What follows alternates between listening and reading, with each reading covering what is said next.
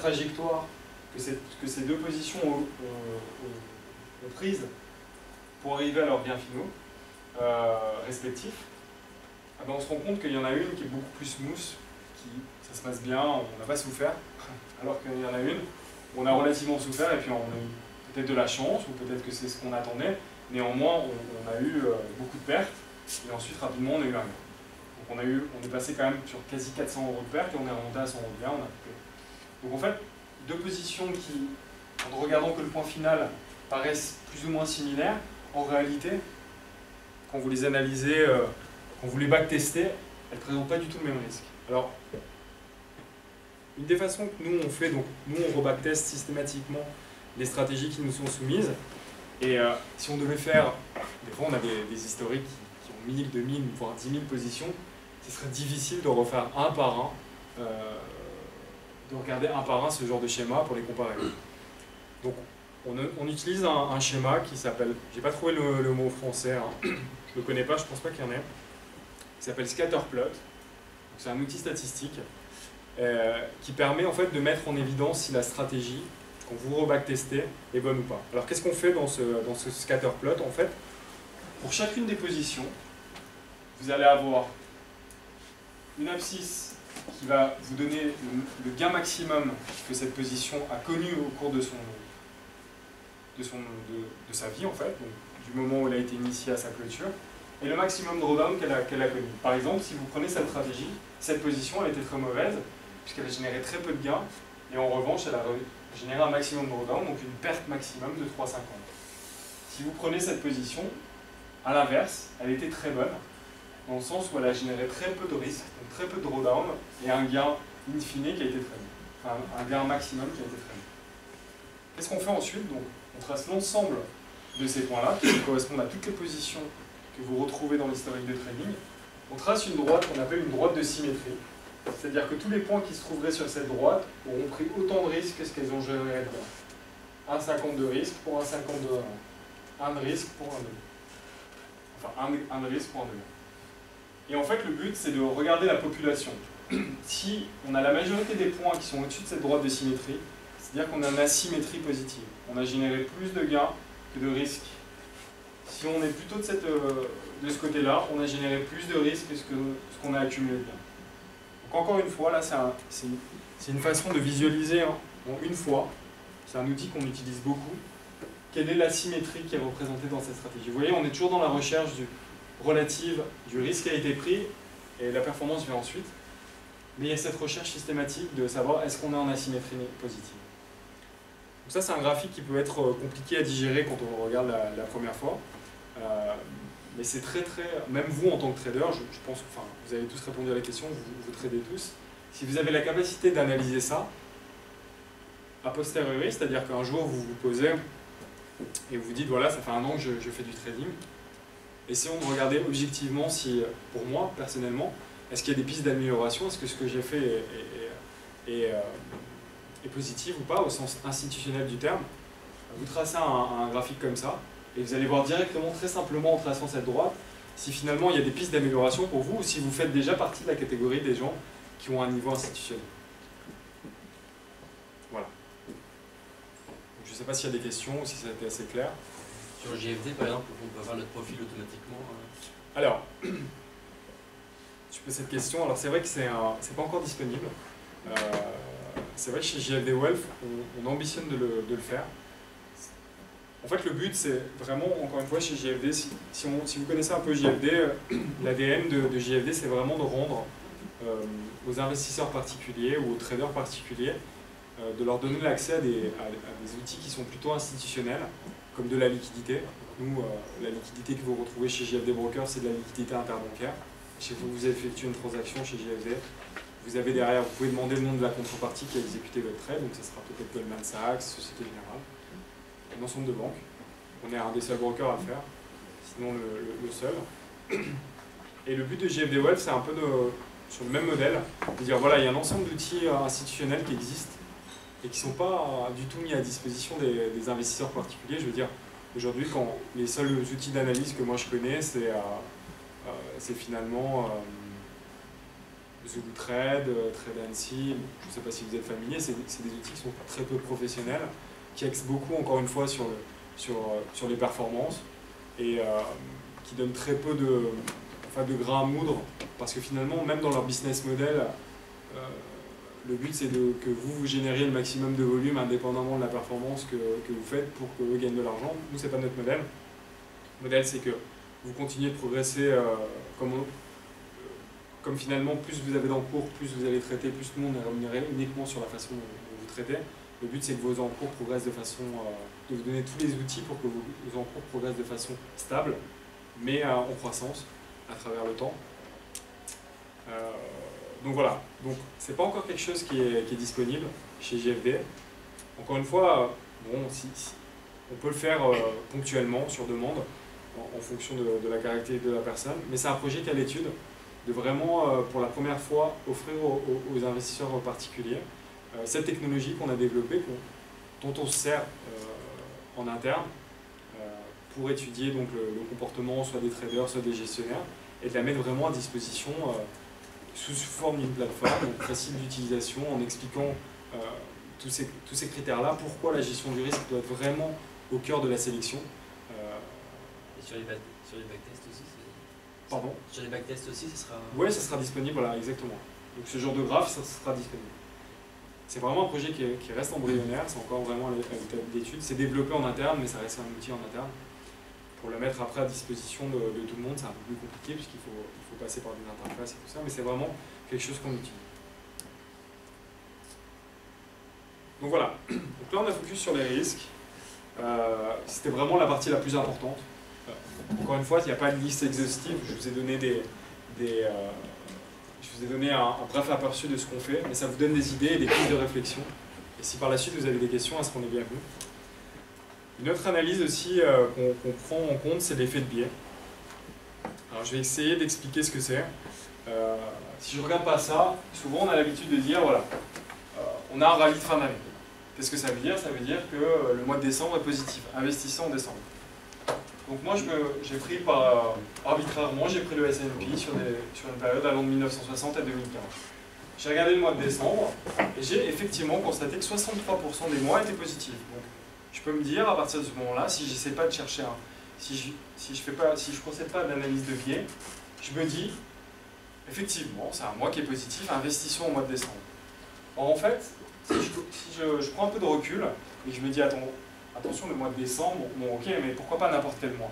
Et que je prends n'importe quel mois du S&P 500, sur cette période-là, je me rends compte que finalement n'importe quel mois, quand je regarde la fréquence de positivité, j'arrive à 59% de mois positifs. Je prends n'importe quel mois et j'ai 59% de chance, empiriquement, d'avoir un mois positif. C'est ça qu'on appelle le biais. C'est-à-dire que le marché action, il a un biais acheteur, par définition. Donc, finalement, en n'éliminant pas ce biais, on va se dire que c'est une bonne stratégie. En relativisant, on va se dire, bon, effectivement, 63%, mais il suffit que cette année, ça soit négatif pour qu'on revienne dans ce que font les autres mois. Donc, si, au sens statistique du terme, dire que il y a un rallye de fin d'année au mois de décembre, c'est faux. Parce que la différence entre 63 et 59 ne nous permet pas de statuer d'un point de vue statistique que c'est significatif. Alors j'ai pris un autre exemple, parce que j'ai réussi à en retrouver un, ça n'a pas été facile, qui lui est significatif au sens statistique du terme. Donc, j'ai reprécisé, si on dit que le rallye de fin d'année, en revanche, c'est la dernière semaine de l'année, qui va du 24 décembre au 3 janvier, ça fait 7 jours de trading. Si on analyse cette période sur le S&P, on va se rendre compte qu'il y a 74% de ces 7 jours consécutifs qui sont positifs. Là, c'est un chiffre qui reste important. Encore une fois, il faut, toute chose étant à débiaiser, il faut analyser n'importe quelle période de 7 jours de trading consécutifs. Quand on fait le calcul, donc je prends n'importe quelle période de 7 jours consécutifs de trading sur le S&P 500, je tombe sur 56% de période de trading positive. Là, il y a un vrai au sens statistique du terme, c'est significatif. Là, oui, on a raison. Donc, moi, je suis pas trop d'accord par rapport à cette période. Par rapport à quelle période? Du 24 décembre au 3 janvier, il y a des jours fériés, des marchés qui sont fermés. Oui, je suis d'accord, mais regarde, ça fait plus de 7 jours. un espèce d'algorithme en fait qui fonctionne à ce moment-là. Et c'est là il y a une notion de risque qui est un petit peu importante. Alors, ça c'est une deuxième analyse. De ne pas trader à ce moment-là. Je dis pas qu'il faut trader. Hein. Je dis juste que quand on s'attache à l'analyse des données, c'est pour vous donner un exemple un peu pratique. Ressortir une petite, sur une semaine, 10 jours, ressortir un pourcentage qui n'est pas forcément représentatif. Je suis d'accord avec toi, éventuellement. Ça, c'est l'analyse qualitative. Donc, tu vois, c'est important de combiner les deux. L'analyse quantitative, on se détache un peu de ça. On se focus sur les chiffres. Ouais. Et on se dit, après, effectivement, peut-être que l'analyse qualitative va dire, non, mais là, c'est une période qui n'a pas de sens. Il n'y a pas de liquidité, il n'y a pas d'intervenant, on ne sait jamais. Statistiquement parlant, c'est 74%. Après, c'est pour vous donner... Alors, nous, on ne s'attache pas à essayer de créer des stratégies de trading qui reposent sur ça. C'est juste pour vous dire que quand on analyse une stratégie, si par exemple, on demande, on rencontre quelqu'un qui nous dit « Moi, je suis que acheteur du marché action et je génère tant de pourcents », on va dire « Ok, on va regarder son risque, etc. » S'il passe les 2 premiers filtres, on va regarder après les non biaisés. C'est-à-dire qu'il y a un biais à acheter le marché action. Finalement, c'est plus dur de le shorter. Et on le voit parce que quand on regarde sur des longues périodes, il monte que de l'acheter. Donc à ce titre-là, il faut débiaiser la série pour se rendre compte de quelle est la valeur ajoutée en fait, du gestionnaire. Voilà. Ensuite, il y a aussi, bon, ça c'est plus pour discuter, il y a aussi des masques qu'on peut appliquer. Je regarde l'heure juste pour pas trop dépasser sur le temps, ouais, on est un peu short. Donc je vais passer très rapidement sur cette slide. Ce que je veux dire, c'est que par style, il y a des choses qui se reconnaissent ou pas. Et donc appliquer des masques, c'est aussi connaître, pouvoir identifier quel est le style. Je reviens sur l'intraday parce que ça mène aux dernières slides. Donc il y a des choses, il y a des règles à suivre. Par exemple, ici, vous investissez sur quelqu'un qui fait de l'intraday, il faut regarder son stop loss et son take profit. Ils doivent être cohérents avec ce que faire de l'intraday. C'est-à-dire que vous allez comparer, par exemple, vous allez regarder la différence high-low moyenne du DAX, par exemple, sur 10 jours. Si c'est quelqu'un qui fait du DAX, si c'est 300 points et qu'il met des stop-loss et des take profit à 1000 points et qu'il vous vend de l'intraday, il y a des questions à se poser. S'il fait du swing, entre guillemets, plutôt que de l'intraday, effectivement, il faut que le levier soit aussi adapté. Et enfin, un critère qui est super important, surtout si cette stratégie intraday, c'est la commission et l'exécution, bien sûr. Donc, pour que ça soit plus parlant, on a régénéré, donc ça fait partie de nos white papers, une stratégie de trading qui ferait donc théorique, qui prendrait 2500 trades par an, avec un take profit à 20 pips, un stop loss à 20 pips, et qui aurait une... Alors je suis désolé, c'est en anglais, parce que c'est vrai que l'ensemble des papiers qu'on travaille sont généralement en anglais, et qui aurait une chance de succès de 65%. Ça, c'est les caractéristiques, et on a simulé ensuite sous MATLAB, donc un logiciel d'analyse quantitative, le truc. On a repris les spreads qui sont donnés par FXtrade. Donc nous, c'est spread interbancaire plus commission. Donc quand on met 0,74 $, 0,74 pips sur l'euro-dollar, c'est en incluant notre commission. Ça, c'est important de le préciser. Je me dépêche. Donc là, c'est des données qui sont FXtrade, qui sont relevées sur l'ensemble des brokers. Donc vous avez, en moyenne, sur l'euro-dollar, on va avoir 1,59 de spread sur l'ensemble des brokers, 2,20, 3,19 au max. Qu'est-ce que ça donne quand on simule? Ça, c'est chez nous. Donc 100% des stratégies qui ont été simulées finissent avec un résultat positif en reprenant les paramètres que je vous ai précisés précédemment. Quand on passe à 1,59 de spread, on a quand même 2% qui crash, 6% qui ont negative return, 92% qui restent positifs, donc ça reste satisfaisant. Dès qu'on passe à 2,20, on en a plus de 47 qui sont positifs, 20% qui sont négatifs, 33% qui crashent. Et ça, il y a beaucoup de simulations qui ont été faites. Et enfin, quand on passe au dernier... je crois qu'il me censure. si, il veut que je termine. Ouais, il a bugué. Non, pas du tout, c'est juste que JFD offre les pizzas et que je vais les disposer. Ah, d'accord.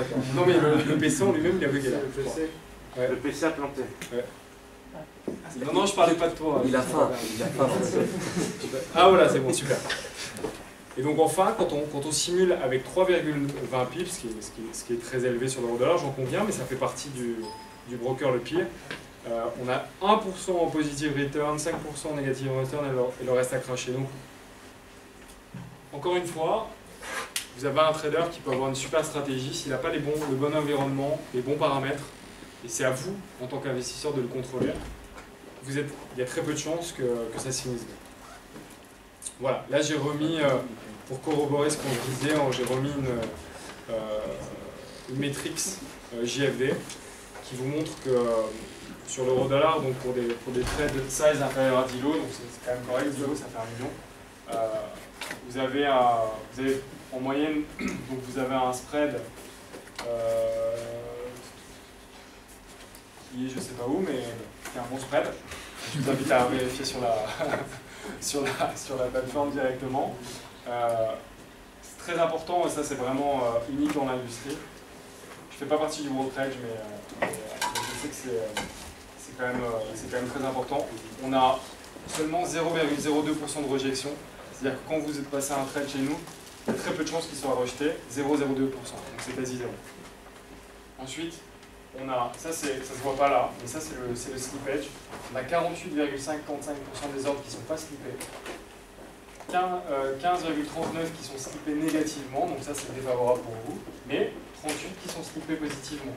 Et quand on voit le slippage positif maximum, il est de 1,10 et le maximum négatif de 0,90. Donc en fait en moyenne on a un slippage positif de 0,07. Ce qui est toujours appréciable pour l'investisseur. Voilà. Bon. J'ai essayé de l'établir. Donc, si vous avez des questions, elles sont les bienvenues maintenant. Et si vous en avez plus tard, je vais laisser à disposition des cartes de visite. Et vous pourrez nous contacter directement sur le mail, moi ou l'équipe, sans aucun souci. Même si vous avez besoin de la présentation.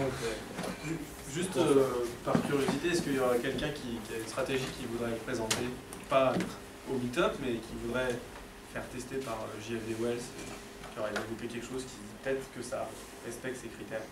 Faire analyser. À analyser, oui. Elles ont peur. Oui. Bah, je vous invite à le dire. Donc, les stratégies sont propres, je pense, à chaque... à chaque personne, non mais c'est juste... Pas d'obligation. Oui, non, Oui. c'était juste une question. Ça, Oui, c'est vrai qu'il y avait des stratégies dans la tête. Donc, si vous avez des questions peut-être plus précises, vous pouvez les poser maintenant au cocktail. Oui, il y a juste avant, il y a Benjamin Mogier qui devait faire une petite annonce pour présenter déjà le prochain meet-up de trading. C'est bon, là, on est OK? Okay. Allez, super. Bah, on te remercie chaleureusement encore une fois. Ça va? Donc, si tu veux venir faire une petite annonce.